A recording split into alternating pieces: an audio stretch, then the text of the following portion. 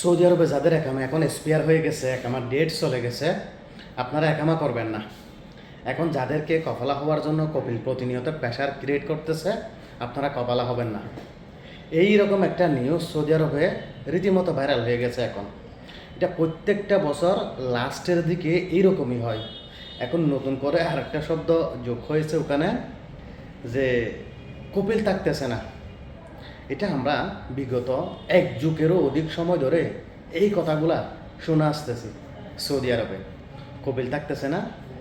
Even আপনার এই যে কপিলকে যে একটা সাহারিয়া বা ফায়দা মাসিক বা বাৎসরিক দিতে হয়, সেটা আর দিতে হবে না।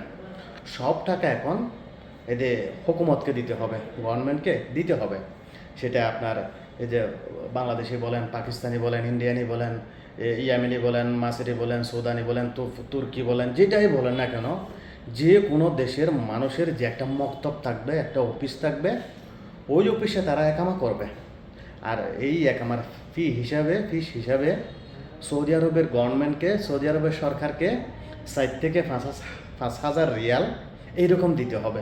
একটু চিন্তা করে দেখেন তো, এইরকম হলে কেমন হয়। বিশ্বাস করেন, এই এই কথার উপর ভিত্তি করে, এটার উপর মানে এই যে খুশি হয়ে সৌদি আরবের প্রবাসীরা দীর্ঘদিন ধরে ওয়েট করতেছে। তারপরে এটা হচ্ছে না। এটা প্রতি বছরের লাস্টের দিকে হয়ে যায়। এই যে আপনার এই যে তখন বছরের একদম শেষের কাছাকাছি হয়, তখন মানুষ একটা নতুন আশা নিয়ে, নতুন উদ্দীপনা নিয়ে যে ওয়েট করে থাকে, অপেক্ষা করে থাকে, যে নতুন বছর যে একটা ভালো কিছু আসতেছে সৌদি আরবে। এমনটাই বলতেছে এই 2026 সালেও কিন্তু সবাই কিন্তু এইরকম ধারণা মন্তব্য করতেছে। দোয়া করি সৌদি আরবের প্রবাসীরা যেন এইরকম যে একটা সুযোগ সুবিধা পায়, যেন কবিলের পতাকাটা যেন না থাকে। বিশেষ করে এই যে দুবাই, ওমান, বাহারান, কাতার, আপনার এই যে যে সমস্ত এই যে মিডল ইস্টে, যে সৌদি আরবের আশেপাশে অন্যান্য দেশ আছে, ওই দেশে যেই রকম সিস্টেম, সৌদি আরব নাকি এইরকম হবে। এটা হলো আলহামদুলিল্লাহ। বিশ্বাস করেন ভাই, সৌদি আরবের এই যে আমেলরা, সৌদি আরবের যে আজনবীরা, প্রবাসীরা কপিলের দিক থেকে মানে এতটা নিরুপায়, এতটা অসহায় হয়ে যায়, বলার মতো না। এটা সহায় করার মতো না। প্রবাসীরা এটা সহায় করতে পারে না।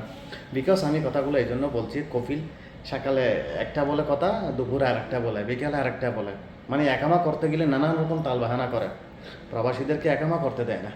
তো এটা আমরা অনেক দিন ধরে মানে এটা আমাদের যে একটা চাওয়া, যে একটা আশা, যে সৌদি আরবে যে কপিল পাতা আর থাকবে না। এই যে উম্মাল, যে আপনার এই যে আজনবী প্রবাসী সবাই হুকুমতের আন্ডারে, সরকারের আন্ডারে চলে যাবে। সরকারকে একটা মাসিক, একটা বাৎসরিক একটা ফি দিতে হবে, এনাফ, যথেষ্ট। মানে এই কথাই বলতেছে এখন।